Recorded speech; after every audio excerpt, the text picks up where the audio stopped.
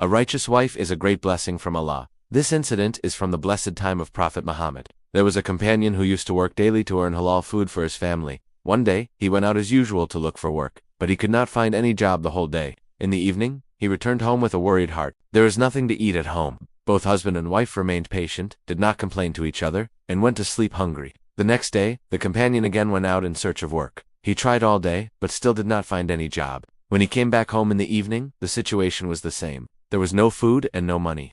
That night also, they slept hungry with patience. His wife was a very patient, wise, and Allah-fearing woman. She never taunted her husband and never said, "Why don't you earn anything?" Instead, she comforted him and said, "Provision is in the hands of Allah. When Allah wills, He will surely provide. Maybe Allah is testing us." On the third day, when the companion was leaving again to look for work, his wife walked him to the door, following the sunnah. As he was about to leave, she called him back. When he returned, she said something full of faith and wisdom. She said, "We have been hungry for 2 days. You tried your best, but by Allah's will, you did not find any work. Today also, it is possible that you may not find any job. I am sure that you will never do anything wrong for yourself. But please do not bring any haram earning because of your love for me. I ask you by Allah, never bring even a single bite of haram food to this house. We can bear hunger, but we cannot eat haram." Think about it, how strong her faith was, how deep her trust in Allah was, and how great her concern for religion was. The Prophet Muhammad said, "This world is like a marketplace, and the best thing in it is a righteous woman." Truly,